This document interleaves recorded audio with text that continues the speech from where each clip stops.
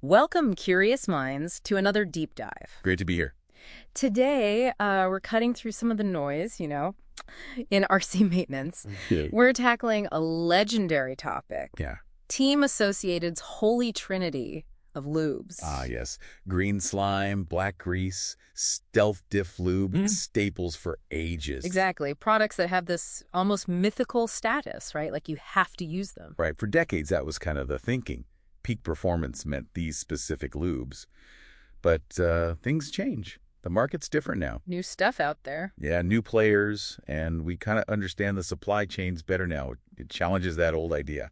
Okay, so our mission today is pretty clear then. We're going beyond just brand loyalty, beyond the, my buddy told me stuff. Definitely. We'll deconstruct each one, look at the rivals, and give you the verdict. What's a real alternative? What's maybe even an upgrade? Or what you should maybe steer clear of. Exactly. Empower you to build a better, maybe more diverse toolkit.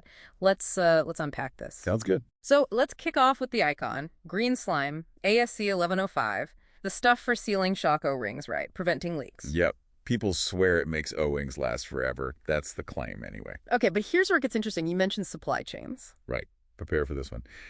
Overwhelming evidence, really, suggests green slime isn't some secret AE formula. No. It's widely believed to be repackaged no-lean SF3 high-performance suspension grease. No lean SF3, like an industrial grease. Exactly.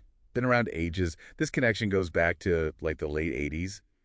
Clifflet, bringing full-scale racing tech to RC. Whoa, okay, hold on. So what does that mean practically, price-wise? Huge difference. Green slime, tiny 4cc tube, maybe $5, $7. Yeah, sounds about right. You can get a 2-ounce tub of no-lean SF3 that's nearly 60cc for maybe $10. Get out of here. That's Yeah. like 15 times the volume for maybe twice the price. Pretty much. For anyone who builds a lot, no-lean SF3 is literally the source material, way cheaper per volume.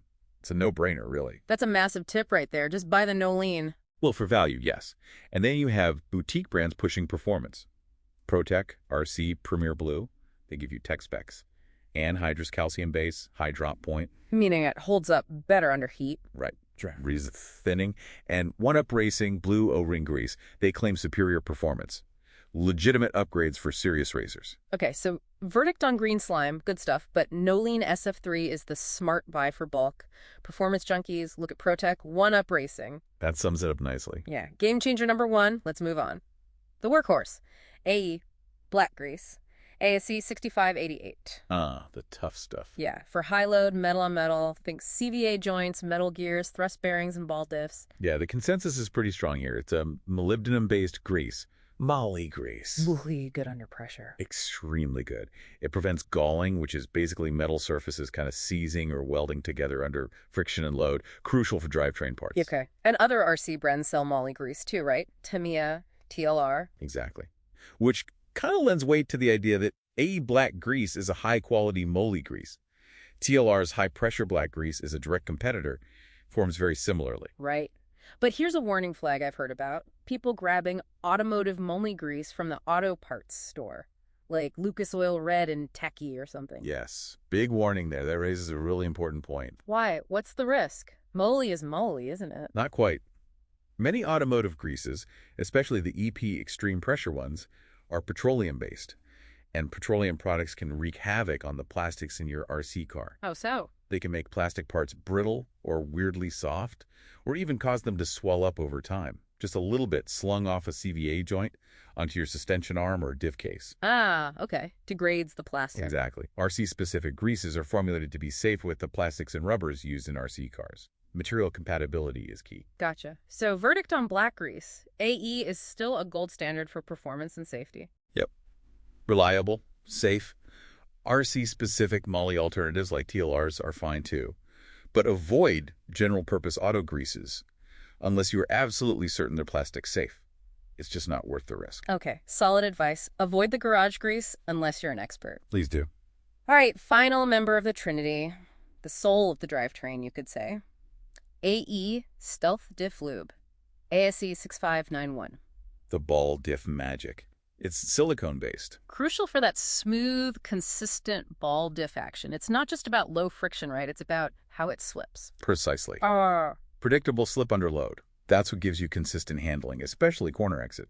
It controls how the power is delivered when one wheel might want to spin faster. Okay, and the market here seems like it's exploded. Oh, absolutely. Hmm. High-performance ball diff grease is a hot area now. Yeah. You've got brands like Hootie. Their Super Ball diff grease is known for high-temp durability. Good for demanding conditions. Yep.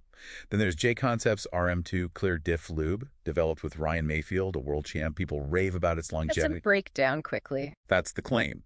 And Assault RCD Lube. They specifically say it does not break down or become thin.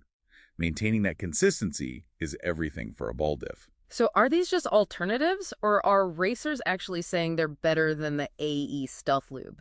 Many top racers do claim they're superior, especially with modern high-power brushless systems putting so much strain on diffs. Right, the demands are higher now. Exactly. These newer lubes often offer better consistency over a longer run, meaning the diff feels the same from the start to the end of a race and maybe needs rebuilding less often. Okay, so verdict here, A Stealth is still a great baseline. Absolutely. Excellent foundational product. But for serious competitive racers looking for that edge and consistency and maybe longer service intervals. They should look at Hootie, J-Concepts, Assault RC. Definitely. They represent legitimate performance upgrades, tangible benefits on the track. Okay, so wrapping this all up then, this holy trinity, it's more like a starting point now, a reference. Exactly. A foundational reference, absolutely part of RC history, but not a rigid doctrine anymore. The market has evolved. So the goal for you, the builder listening, is use the right lube for the specific job, based on its properties, its purpose. Not just the brand name on the tube, your toolkit should reflect that. Be diverse. Makes sense. Build your own trinity, maybe. Or your own quartet or quintet, whatever Yeah. gets the job done best. Right. So here's a final thought to chew on. Where else, maybe in other hobbies or just daily life, are you relying on one of these established standards, something you just assume is the best or only way? Ah, interesting. When maybe there are cheaper or better modern alternatives hiding in plain sight if you just do a little deep diving of your own. Exactly. Always more to learn, right?